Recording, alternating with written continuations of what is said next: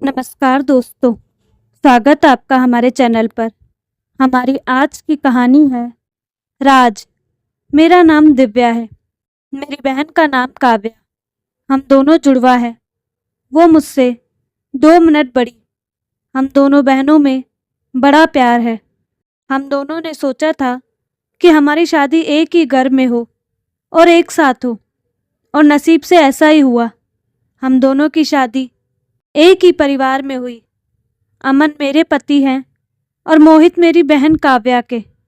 अमन और मोहित दोनों चचेरे भाई, पर परिवार एक ही साथ रहता है।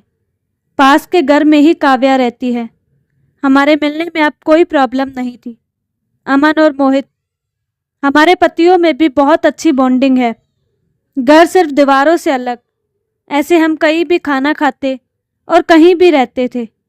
हम दोनों बहनों को भी ये अच्छा लगने लगा कि चलो कोई बंदिश नहीं। हमें ऐसा लग रहा था कि जैसे हमारा सपना सच हो गया। शादी के पहले मेरे घर वालों को रिश्तेदारों ने थोड़ा बोला था कि दोनों बहनों को एक ही घर में मत भेजो, आपस का प्यार खत्म हो जाएगा। लेकिन मेरी माँ को हम पर और हमें भी खुद पर भरोसा था। हमारे साथ एक के बाद एक संयोग होते जा रहे थे। शादी के साथ होने के साथ अब हम दोनों एक साथ ही प्रेग्नेंट भी हो गई। लेकिन सच बताऊं तो ये हमने नहीं सोचा था, यह बस हो गया। हम दोनों की डिलीवरी डेट भी एक ही दी। ससुराल और मेरे घर में सभी खुश थे। हम दोनों बहनें एक साथ ही अपने घर गई, और एक और संयोग हुआ कि हम एक साथ ही अस्पताल भी गए डिलीवरी के लिए। मेरी डिलीवरी में कुछ प्रॉब्लम होने की वजह से ऑपरेशन जरूरी हो गया। कुछ समय के लिए तो होश में रही, लेकिन बाद में मुझे याद नहीं। आँख खुली तो पता चला कि मुझे लड़का हुआ। फिर मैंने पूछा काव्या को, तो पता चला उसे लड़की हुई है। उन दोनों का समय भी एक ही था। हम दोनों बहनें खुश थी और कुछ समय बाद ही अपने ससुराल वापस आ गई।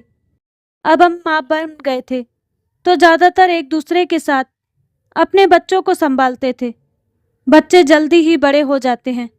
छोटे बच्चे किस पर गए हैं यह पहले समझ नहीं आता, थोड़े बड़े होने पर ही पता चलता है। करीब 5 का होते होते जैसे जैसे मेरा बड़ा बेटा बड़ा हो रहा था, वो ना मुझ पर ना अपने पिता अमन जैसा था, बल्कि वो तो मेरी बहन के पति मोहित जैसे लगने लगा था।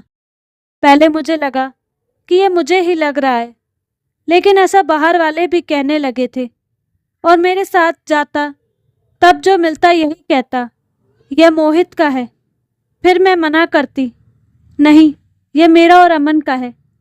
काव्या की लड़की बिल्कुल काव्या की तरह दिखती थी, लेकिन मेरा बच्चा उसके पति जैसा क्यों लगने लगा, यह बात मुझे समझ नहीं आई।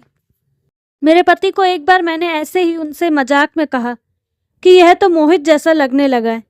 वो गुस्सा हो गए, कहने लगे पागल हो, ऐसे कुछ भी मत बोला करो। मेरी मजाक में कई बात पर वो इस तरह गुस्सा हो जाएंगे मुझे पता नहीं था, लेकिन ऐसा वो पहली बार ही हुए। अब मेरे मन में कई सवाल मंडराने लगे कि मेरे साथ हो क्या रहा है।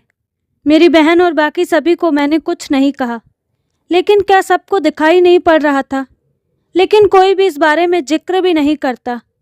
कुछ महीने ऐसे ही और चले गए, लेकिन मेरे दिमाग में यह सब चलता ही रहा। फिर मैंने सोचा कि मैं अपनी बहन से बात करूं। मैंने उससे डायरेक्ट नहीं पूछा, क्योंकि हो सकता है वो गलत तरीके से ले ले, और मैं नहीं चाहती थी कि मेरी वजह से उसके और मोहित में कुछ तनाव पैदा हो। मैंने ऐसे ही उससे मजाक में कहा कि यह तो धीरे धीरे अपने चाचा जैसे लगने लगा, और लगेगा भी एक ही परिवार के तो हैं। वो थोड़ा सा मुस्कुराई। बस अब मैंने पकड़ लिया, क्योंकि मैं अपने बहन को बचपन से जानती थी। कुछ छिपाने वाली मुस्कान थी। वो जल्दी से कुछ बहाना करके वहाँ से चली गई। इस घर में ऐसी कोई बात है जो मुझसे छिपाई जा रही है। मैं अब शक भी करने लगी, सब पर, अपने पति पर, बहन पर, उसके पति मोहित पर। मैं कुछ बहाना करके बिना बताए अपने घर मायके गई। काव्या को नहीं बताया। मेरी माँ से जाकर मैंने कहा कि मुझे पता नहीं क्या हो रहा है, मैं पागल हो गई हूँ, कुछ भी उल्टा सीधा सोच रही हूँ। थोड़े दिन यहाँ रहती हूँ, शायद दिमाग शांत हो जाए। मैं थोड़े दिन वहाँ रुकना चाहती, लेकिन 2 दिन में ही वापस आ गई जवाब के साथ। इस दौरान भी मेरी बहन का फ़ोन आता रहा माँ के पास। शायद कह रही होगी कि दिव्या को कुछ बता मत देना, लेकिन मेरी माँ ने मुझे बता दिया। उन्होंने कहा कि शायद अब समय आ गया कि तू जान ले, नहीं तो तू कुछ उल्टा सीधा सोचने लगेगी। मैं अपने ससुराल गई। मेरे पति जाते ही बोले कि यह क्या तरीका है, ऐसे भी कोई बिना बताए जाता है। मैंने उनसे कहा चलो। उन्हें मैं काव्या के यहाँ ले गई। उसका पोती मोहित भी वहीं था। मुझे और अमन को देखकर थोड़े आश्चर्य हुआ उनको। काव्या बोलती है, आ दिव्या, क्या लाई है माँ के यहाँ से, बिना बताए चली गई।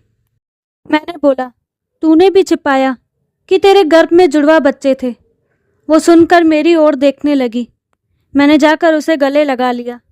यह मेरी बहन है जिसने अपना एक बच्चा मेरी गोद में दे दिया। वो बोली कि मैंने सभी को मना किया था क्योंकि मैं तुझे सरप्राइज़ देना चाहती थी, लेकिन तेरे समय में कुछ कॉम्प्लिकेशन की वजह से तेरा बच्चा नहीं बचा, और मैं नहीं चाहती थी कि मेरी बहन आँख खोले तो उसे यह सुनना पड़े कि उसकी गोद सूनी है। और वैसे भी यह मेरे पास रहे या तेरे पास, क्या फ़र्क पड़ता है। मेरी बहन को गले लगकर मैं बहुत रोई। उसकी जगह मैं होती तो शायद नहीं कर पाती, लेकिन उसका दिल तो बहुत बड़ा निकला, साथ ही उसके पति मोहित का। मेरे पति भी मुझे खुश देखना चाहते थे, इसीलिए वो भी चुप रहे। ऐसा परिवार और बहन मिल जाए तो क्या चाहिए। उसके किए एहसान को मैंने अपने पास ही रखा। उसे बहुत प्यार देने की कोशिश करती हूँ।